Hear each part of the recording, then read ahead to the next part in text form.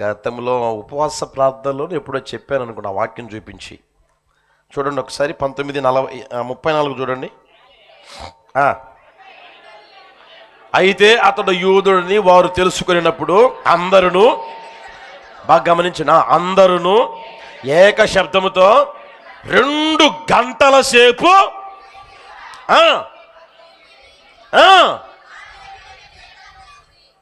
వాళ్ళెవరు?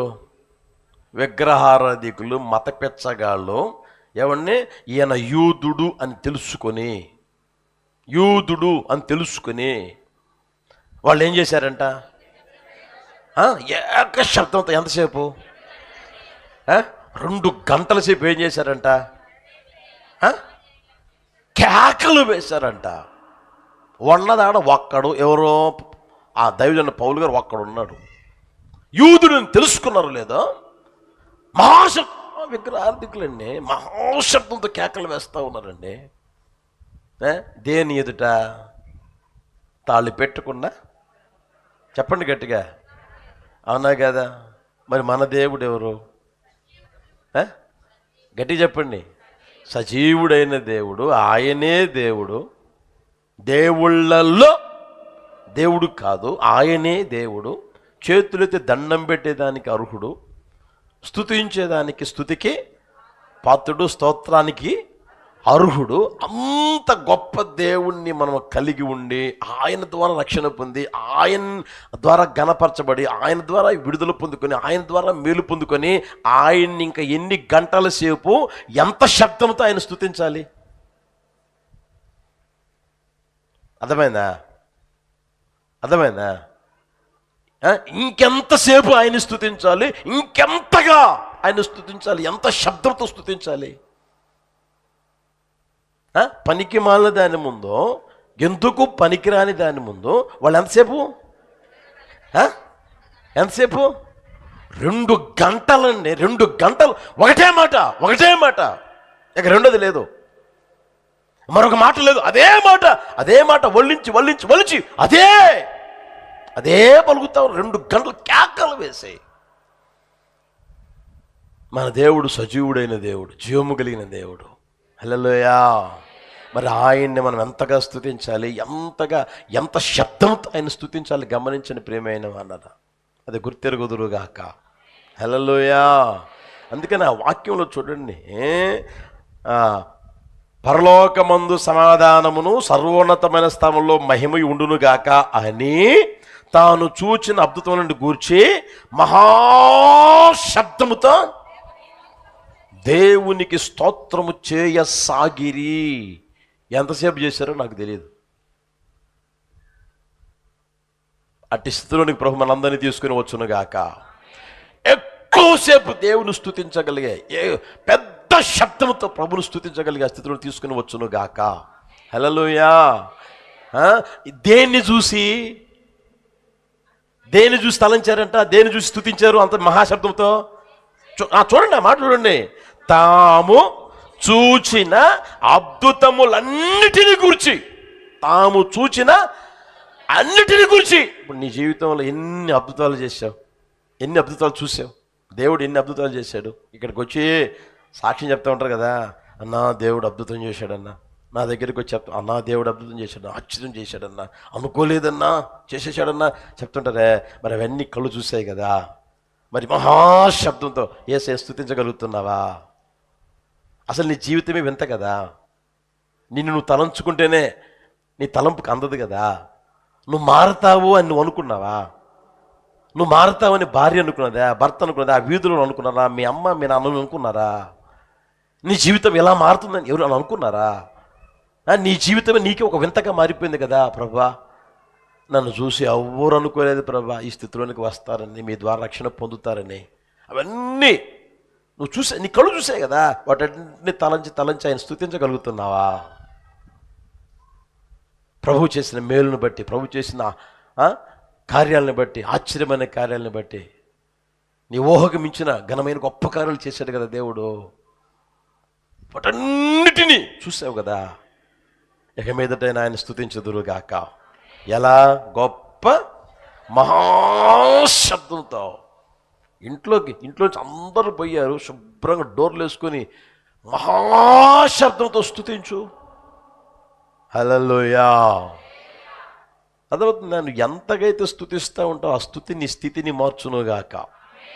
నీ జీవితమే, నీ కుటుంబం పరిస్థితులన్నీ అర్థమవుతుందా, ఎంతగైతే తల్లక్రిందులైపోతావు అన్నీ మళ్ళీ సరిచేయబడును గాక. హల్లెలూయా, హల్లెలూయా.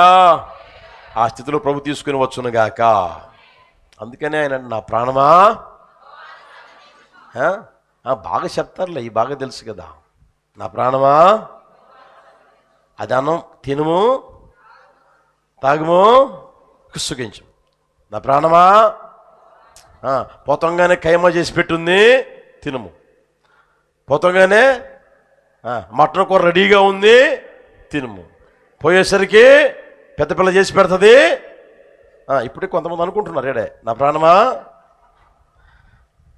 చెప్పండి, తినుము తాగుము కాదు. ప్రియమైన వాళ్ళ నువ్వు ఎంతైనా నువ్వు ఎంతైనా తాగి ఎంతైనా సుఖించు, ఒకరోజు ఏది ఉండదు. నీ ప్రాణము ఉండదు, చెప్పండి, నువ్వు తాగింది ఉండదు, నువ్వు సుఖించింది ఉండదు, ఏది ఉండదు. ఉంటుందా? అయితే ఆయన స్తుతిస్తావే, అది ఎలాగే ఆయన దగ్గర ఉండును గాక. హల్లెలూయా. ఇంకొక మాట చెప్పి ముగిస్తాను చూడండి. జకర్యా పుస్తకం 9:9. అందరూ చదువుతారా? గట్టిగా గట్టిగా గట్టిగా. సియోను నివాసులారా బహుగా సంతోషించండి, యెరూషలేము నివాసులారా ఉల్లాసముగా ఉండండి. నీ రాజు నీతిపరుడు రక్షణ గలవాడు. గట్టిగానన్నమాట. దీనుడును నై గాడిదను గాడిద పిల్లను ఎక్కి. హల్లెలూయా. నీ రాజు నీ యొద్దకు వచ్చుచున్నాడు. ఆ రాజు ఎవరయ్య అంటే తాను చేసిన వాగ్దానం తానే నెరవేర్చిన రాజు. రెండవది ప్రియమైన వాళ్ళరా, నువ్వు ఎంతగైతే స్తుతిస్తూ ఉంటావో, ఎంతగైతే కొనియాడుతా మహిమపరుస్తూ ఉంటావో, వాటన్నిటిని ఆయన అంగీకరించే రాజు, ఆ స్తుతిని అంగీకరించే రాజు. ప్రియమైన వాళ్ళరా, హల్లెలూయా. ఇక్కడ మనం గమనిస్తే ఇంకొక మాట మీరు చూడండి. అక్కడ నీ రాజు నీతిపరుడు రక్షణ గలవాడు, దీనుడు నై గాడిదను గాడిద పిల్లను ఎక్కి నీ ఎద్దుకు వస్తూ ఉంటే, ఇక్కడ మన రాజు యొక్క స్వభావం ఉంది. ప్రియమైన వాళ్ళ, దీనుల్ని ఆయన అంగీకరిస్తూ ఉంటాడు, దీనత్వాన్ని ఆయన అంగీకరిస్తూ ఉంటాడు. దీనత్వాన్ని ఆయన త్రోసివేసేవాడు కాదు. ఇంగ్లీష్లో పూర్ అనే పదం వాడారు. దీనుడు అన్నకాడ పూర్ అని వాడారు. పూర్ అంటే దీనత్వం అని వస్తుంది, భేదవాడు అని వస్తుంది, పేదవాడు అని వస్తుంది. పేదరికము, పేదరికము, దీనత్వం అని వస్తుంది. అర్థమవుతుందా? అర్థాలు ఉన్నాయి. ఇంగ్లీష్లో పూర్ అనే మాట ఉంటుంది. ఇక్కడ మనం గమనిస్తే మన పేదరికాన్ని లేదా మన దరిద్రపు స్థితిని లేదా మన పేదరికాన్ని ఆయన తృణీకరించేవాడుగానే కాదు, దాన్ని కూడా ఆయన అంగీకరించే దేవుడు. ప్రియమైన వాళ్ళరా, హల్లెలూయా, హల్లెలూయా. దాన్ని కూడా యేసయ్య అంగీకరిస్తాడు. యేసయ్యని మనం గమనిస్తే చూడండి, ఆది చెప్పండి, ఆయనే ఆది. గట్టి చెప్పొచ్చు కదా, యేసయ్యే ఆది. బైబిల్లో ఉంది కదా, నేనే ఆది నేనే అంతమునై ఉన్నాను అని దేవుని వాక్యంలో ఉంది. ఆ తర్వాత మీరు ఇంకా గమనిస్తే ప్రియమైన వాళ్ళరా, ప్రభువులకు ప్రభువు, రాజులకు చెప్పండి, రాజులకు రాజు. అవునా కదా? ఇప్పుడు చూడండి, ఆ ప్రభువులకు ప్రభువు ఎంతకాలం, రాజులకు రాజు ఎంతకాలం? నోరు తెరవండి. ఇప్పుడు మనం ఉన్నాము, లోకంలో ఉన్నాం. ఇది మున్సిపాలిటీ ఏరియా కదా, మున్సిపాలిటీ కావచ్చు లేదా కార్పొరేషన్ కావచ్చు, కాదన్నంలా. మున్సిపాలిటీ కానీ లేదా కార్పొరేషన్ కానీ లేదా ఒక చిన్న పల్లెటూరు కానీ గ్రామం కానీ ఏదైనా కానీ, గ్రామానికి రాజు ఉంటాడా ఉండడా? ఎవరు? సర్పంచ్. ఒక వార్డుకి రాజు ఉంటాడా ఉండడా? తర్వాత ఒక ఇంకేమంటారు దాన్ని, ఒక కార్పొరేషన్ అనుకోండి, కార్పొరేషన్కి రాజు ఉంటాడా ఉండడా? మన కాన్స్టిట్యూషన్కి రాజు ఉంటాడా ఉండడా? మన జిల్లాకి రాజు ఉంటాడా ఉండడా? మన రాష్ట్రానికి మన దేశానికి రాజు ఉంటాడా లేడా? రాజు అంటే ఎవరు? ఏలుబడి చేసేవారు అని అర్థం. ఇప్పుడు చూడండి, ఆ రాజులు ఎంతకాలం, ఎవరైనా కానీ, వార్డు మెంబరు ఎంతకాలం? 5 సంవత్సరాలు. వీళ్ళు పోతాడో ఉంటాడో మనకు తెలియదు, అవునా కదా? తర్వాత కౌన్సిలర్ ఉన్నాడు, అతడు ఎంతకాలం? 5 సంవత్సరాలు, అవునా కదా? ఎవరైనా చూడండి, లోకంలో ఏలుబడి చేసే ఆ రాజులు అనబడిన వారు, ప్రియమైన వారు, ఏలుబడి చేసేవారు ఒక 5 సంవత్సరాలు ఉంటారు. ఈ 5 సంవత్సరాలు నిక్కచ్చుకొని ఉంటారు, ఉండరు కూడా? చెప్పండి, తెలీదు. ఎప్పుడేం జరుగుతుందో కూడా మనకి తెలియదు, అవునా కదా? ఇప్పుడు ఆ రాజులు 5 సంవత్సరాలే ఉంటారు. అయితే మన రాజు ఉన్నాడే, ఇదిగో నీ రాజు ఉన్నాడే, ఎవరైనా? రాజులకు ఏ రాజు తెలుసు? నిత్యము ఉండే రాజు. హల్లెలూయా. ఆయన సింహాసనము తరతరములు ఉండేది. ఆయన సింహాసనం తరతరములు ఉండేది. అర్థమవుతుందే? ఆయన్ని తీసి పక్కన కూర్చోబెట్టేవారు లేరు, ఆయన్ని మళ్ళీ ఇంకొకరు పైన కూర్చోబెట్టేవారు లేరు, ఆయన సపోర్ట్ చేసేవాడు ఎవడో లేడు. అర్థమవుతుందా ప్రియమైన వాళ్ళరా?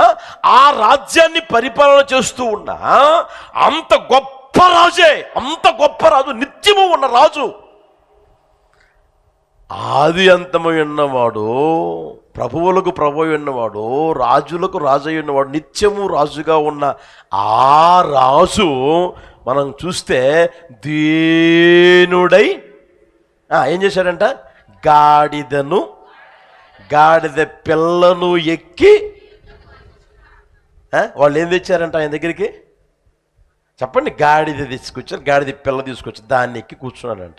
హల్లెలూయా. ఒకసారి గమనించి, మనము అప్పుడప్పుడు చెప్పిన మాట వినకుండా తిరుగుతూ ఉంటే, కాస్త ఎడముఖం పెడముఖంగా ఉంటే, లేకపోతే పెడద్రంగా ఉన్నాడు అనుకోండి, ఏమంటాం?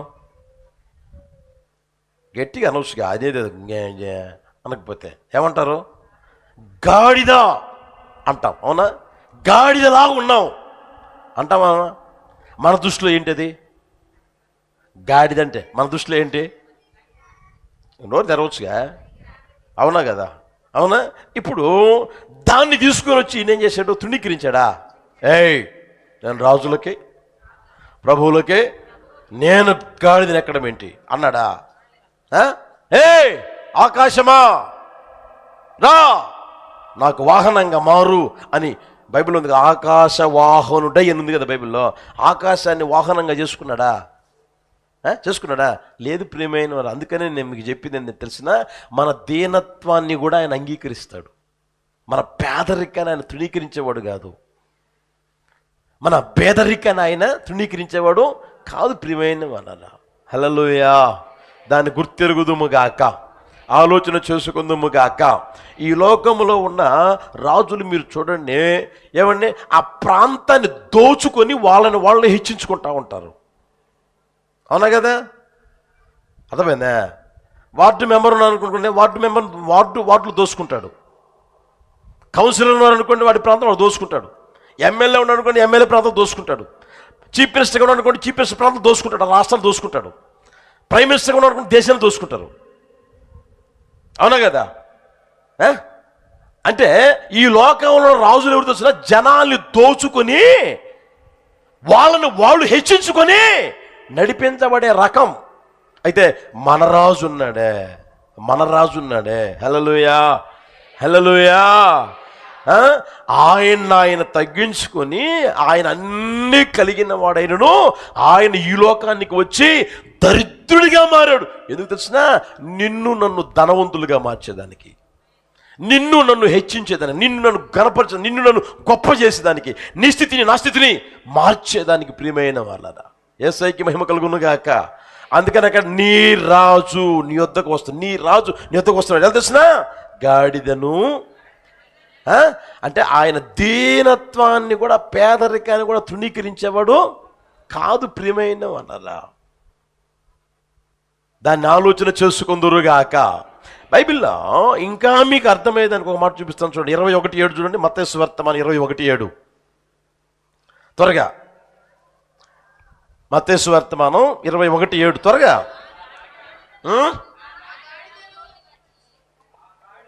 ఏ గాడిద?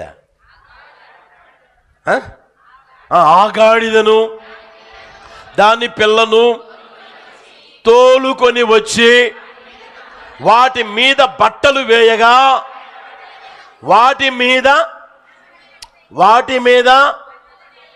నాకు వినపడట్లే, అది మరి వదిలిపెడితే ఎట్లా? వాటి మీద తమ బట్టలు వేయగా, ఆయన బట్టల మీద ఎవరి బట్టలు వేశారంట? అప్పటికప్పుడే యేసు ప్రభు వచ్చాడు అని షాపింగ్ చేసి కొత్త కొత్త బట్టలు తెచ్చారా? కొత్త బట్టలు తీసుకొచ్చి ఆ గాడిద మీద వేశారా? గాడిద ముందు వేశారా? ఏమేశారంట? నోరు తెరవండి. తమ బట్టలు. హల్లెలూయా. ఇప్పుడు మీరు చూడండి, మీ చెల్లి లేకపోతే మీ అక్క, నీవు 4 రోజులు కట్టుకొని లేకపోతే ఒక 4 రోజులు కట్టుకొని బట్టలు, ఇదిగో ఇది వేసుకో అంటే ఏమంటుంది అది? నోరు తెరవండి. ఆ పిల్ల ఏమంటుంది? నువ్వు వేసుకొని నేను వేసుకోవాలా అంటదే అందా? నువ్వు వేసుకొని నీకు నచ్చకపోతే నాకు ఇస్తున్నా, అవి నాకెందుకు, నేనేం తక్కువ దాన్నే అంటారనరా? మీ తమ్ముడు ఇచ్చాడు లేకపోతే మీ నాన్నే ఇచ్చాడు అనుకో, మీ నాన్నే ఏమండి కుట్టించుకోవడం పాపం కాస్త పొరపాటు జరిగి అవి ఆ సైజుకు నువ్వు వచ్చావు అనుకో, మీ నాన్న సైజుకు నువ్వు వచ్చావు అనుకో, అవి నీకు ఇచ్చాడు అనుకో, రే ఇదిగోరా నాకు సరిపోతుంది నువ్వు వేసుకోరా అంటే వేసుకుంటావా? నువ్వు వాడి పడేసి నేను వేసుకోవాలా అంటారనరా? చెప్పలేవండి. మనిషి స్వభావం అది. దేవుడు చూడండి ప్రియమైన వలన తమ బట్టలు తీసుకొని వచ్చి ఆ గాడిద పిల్ల మీద వేస్తే దాని మీద కూర్చున్నాడంట. ఎంత దీనత్వాన్ని అంగీకరిస్తున్నాడో, తగ్గింపు కలిగిన జీవితం అంగీకరిస్తున్నాడో, ఎంత పేదరికాన్ని కూడా అంగీకరిస్తున్నాడు చూడండి. నాకేంట్రా మీరు ఆ బట్టలు తీసుకొచ్చేస్తున్నారు, పోయిలు కొత్త తెపో అన్నారా? దాన్ని మీరు గుర్తిరుగుదురుగాక. హల్లెలూయా, హల్లెలూయా. కనుక ప్రియమైన వాళ్ళరా, మన రాజు ఎవరయ్య అంటే దీనుడై గాడిద పిల్లను ఎక్కి వస్తా ఉన్నవారు, వచ్చిన వారు ప్రియమైన వాళ్ళు. దాన్ని గుర్తెరుగుదుము గాక. హల్లెలూయా. చూడండి, నోటి మాటతో శూన్యములు సృష్టిని వేలాడదీసిన దేవుడు, నోటి మాటతో శూన్యములు సృష్టిని వేలాడదీసిన దేవుడు, జానతో కొలిసిన వాడు, పుడిసిటి ఉందా, ఈ పిడికిలుందా, ఈ పిడికిల్లో నీటిని చెప్పండి మూటగట్టినవాడు, భూమి యొక్క వైశాల్యాన్ని నిర్మించినవాడు, సముద్రములో నీళ్లు ఎన్నున్నాయో ఎవడికి తెలియదు ఇప్పటికీ. ఆ నీటిని ఎంత ఉండాలి అని చెప్పినవాడు, సముద్రపు నీరు ఏమండి బయటికి రాకుండా ఇసుకతో ఆనకట్ట కట్టి హద్దులు నియమించిన వాడు, ఆనకట్ట కట్టిన వాడు. ఇప్పుడు ఎక్కడికి వచ్చాడంట? వాళ్ళు బట్టలు వేస్తే దాని మీద కూర్చున్నాడంట.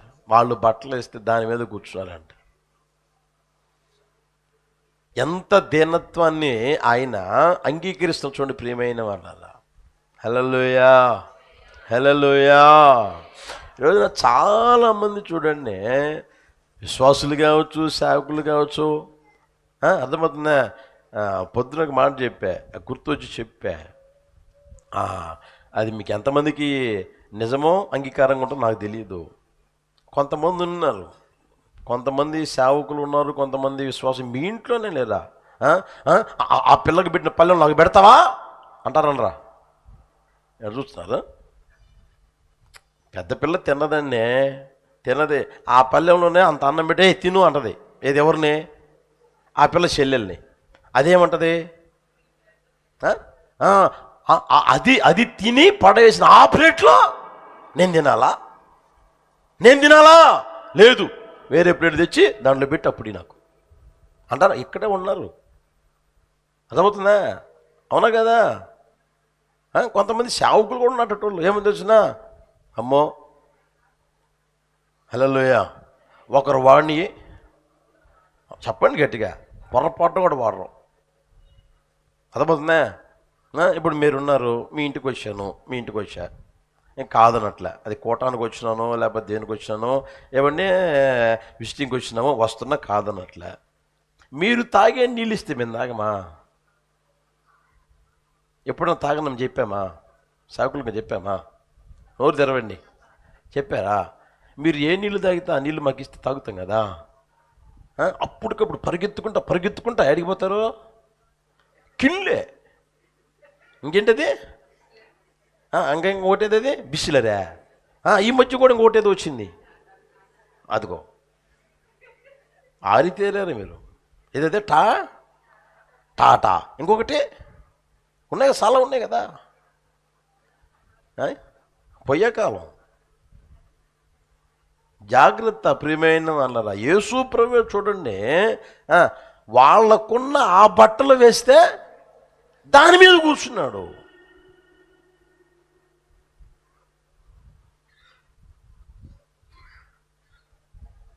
అర్థమవుతుందా? ఇంకొంతమంది ఉంటారు, అన్నా ఏమనుకో మాకండి నమ్మలారాడు ఉంటే, హల్లెలూయా, అన్నా మీకోసమే ప్లేట్ కొన్నానన్నా, మీకోసమే గ్లాసు కొన్నానన్నా, మీకోసమే ఇదిగో మీకోసమే తువాలు కొన్నానన్నా, మీరు వచ్చినప్పుడే ఈ ప్లేట్ తీస్తానన్నా, మీరు వచ్చినప్పుడే గ్లాస్ తీస్తానన్నా, మీరు వచ్చినప్పుడు ఇది కూడా తీస్తానన్నా. ఒక 20 సంవత్సరాలు అట్లా కూర్చో,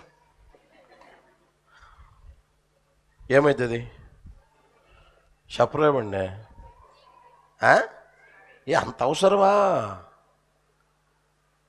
అంత అవసరమా? నేనేమన్నా మీకు చెప్పానా? నా కోసం ప్లేట్ కూడా, మీరు తినే ప్లేట్ నేను తింటానా? మీరు తాగే చెప్పండి గ్లాసు నీళ్ళు నేను తాగుతానా?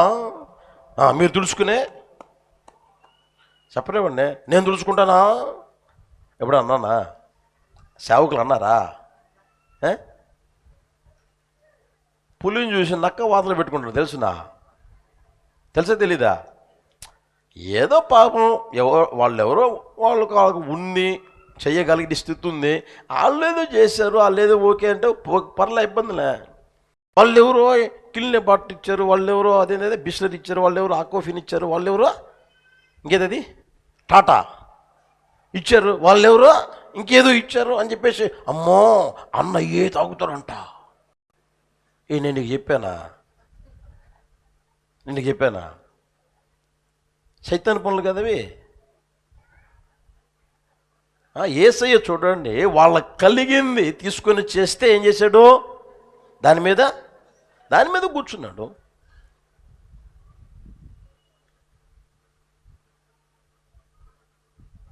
చెత్త పనులు చేయమాకండి, పైనుంచే ఊడిపడలా. మేమే సాగుకులమైనా మేమేం పైనుంచి, నేను చెప్పండి గట్టిగా, ఊడిపడలా, ఆకాశం అలా ఊడిపడలా.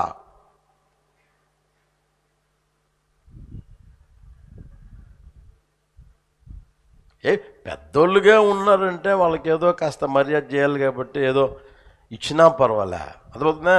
కోటానికి 10 మంది వస్తే 10 మందికే చెప్పండి, అంత ఎక్కువైపోయినా మీకు? ఎక్కడి నుంచి తెచ్చావమ్మా అని అడిగితే ఒకసారి అటు వెళ్తా ఉంటే అన్న నీళ్ళు తగ్గిపోన్నా అన్నది ఆ తల్లి నీళ్ళు తగ్గిపోమంటే సరే ఇంట్లోంచి తెస్తామో నేను అనుకోపోతే ఈలోపు అడిగిపోయింది, ఆ కొట్టు దగ్గరికి పోయింది. పక్కలోనే ఆ ఇంటి ముందే ఉంది ఆ కొట్టు. ఆడిగిపోతే ఆమె పోయినసారి తీసుకుపోయినాడికి ఇచ్చావా ఏంది?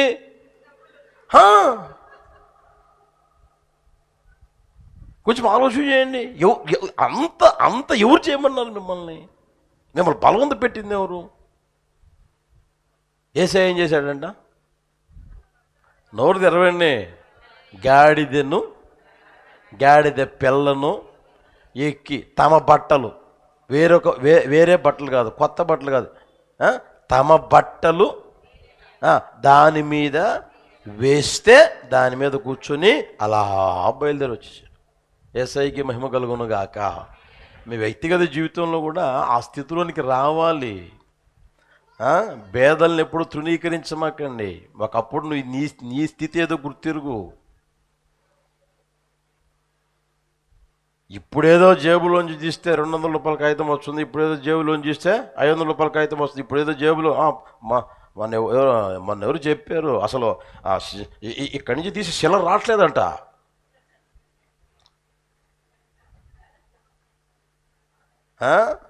ఎప్పటి నుంచి నీ స్థితి ఏంటి అర్థం కాలేదా? కొంచెం ఆలోచన చేసుకుందాము గాక. హల్లెలూయా. మీకు ఎన్నోసార్లు చెప్తున్నా, ఇప్పుడున్న స్థితి ఎప్పుడు చూడమాకండి. ఇప్పుడు దేవుడు నిన్నుంచిన స్థితి ఎప్పుడు చూడమాకు, ఎప్పుడు ఆలోచన కూడా చేయమాక. నీకు ఉండవలసింది అది. ఏ బండలో నుంచి చెక్కబడ్డావో, ఏ గుంటలో నుంచి తీయబడ్డావో అది గుర్తుండాలి నీకు. యేసు ప్రభు చెప్పిన మాట మీరు చూడండి. వీళ్ళని తీసుకొని వచ్చి దేవుడు ఐగుప్తు దేశం నుంచి విడిపించి పాలు తేనె ప్రవహించే కనాను దేశంలో పెట్టిన తర్వాత చెప్పే మాటను తెలుసునా, మిమ్మల్ని నేను ఐగుప్తులో నుంచి తీసుకొని వచ్చా, అది జ్ఞాపకం పెట్టుకోండి. మీరు పరదేశులు, అది జ్ఞాపకం పెట్టుకోండి. మీరు బానిస బ్రతుకుతున్నారు, అది జ్ఞాపకం పెట్టుకోండి. బానిసలని తృణీకరించమాకండి, భేదవారిని తృణీకరించమాకండి, పరదేశులు తృణీకరించమాకండి. ఒకప్పుడు మీ బ్రతుకేందో మీకు తెలుసునా, అది జ్ఞాపకం పెట్టుకోండి, అది జ్ఞాపకం ఉంచుకోండి, జాగ్రత్త అని దేవుడు ఎన్నిసార్లు బైబిల్లో చెప్పాడు. గమనించని ప్రియమైన వాళ్ళరా, మిమ్మల్ని నేను అక్కడి నుంచి తీసుకొని వచ్చా, ఇనపకుల నుంచి తీసుకొని వచ్చా. మీరు బానిసలు, మీరు దాసులు, మీరు పరదేశులుగా ఉన్నారు. ఎన్నిసార్లు చెప్పాడో జాగ్రత్తగా చూస్తారండి. కనుక ఇప్పుడు దేవుడు నిన్నుంచిన స్థితిని ఏ రోజు తలంచుకొనకుందురుగాక. హల్లెలూయా. నీకు అది గుర్తుండాలి. అది ఎంతకాలం, బ్రతికినంత కాలం అది నీకు గుర్తుండాలి ప్రియమైన వారా, బ్రతికినంత కాలం. అందుకనే యేసు ప్రభు చూడండి ఏమండి ఏం చేశాడంట, దీనుడై గాడిద పిల్లను ఎక్కి, ఏది తమ బట్టలు వేస్తే దాని మీద కూర్చుని అలా వచ్చాడంట. యేసయ్యకి మహిమ కలుగును గాక. హల్లెలూయా. కనుక ఎప్పుడు పేదరికాన్ని లేదా పేదవారిని లేకపోతే లేని వారిని చూసి మెడ ఎర్రమాక. నోరు ఎట్లా మాట్లాడితే అలా మాట్లాడమాక. ఒకప్పుడు నీ స్థితి గుర్తెరిగి ఏమండి, ఒకప్పుడు నా బ్రతికేంటి, ఒకప్పుడు నా స్థితి ఏంటి, ఒకప్పుడు నా పరిస్థితి ఏంటి అనేది ఆలోచన చేసుకుని ముందుకు నడిపించబడదుము గాక. హల్లెలూయా, హల్లెలూయా. అందుకని అక్కడ రాయబడిన మాట, సియోను నివాసులారా బహుగా సంతోషించండి, యెరూషలేము నివాసులారా ఉల్లాసముగా ఉండండి. నీ రాజు నీతిపరుడు, రక్షణ గలవాడు, దీనుడై గాడిద పిల్లను ఎక్కి నీ యొద్దకు వచ్చుచున్నాడు. హల్లెలూయా. దాగిన ప్రతి ఆశీర్వాదం ప్రభు మనందరం అనుభవించేటట్లుగా చేయును గాక. ఈ మాటలు ఒక్కొక్క గుండెలు నీరు కట్టి ఫలింపజేయును గాక.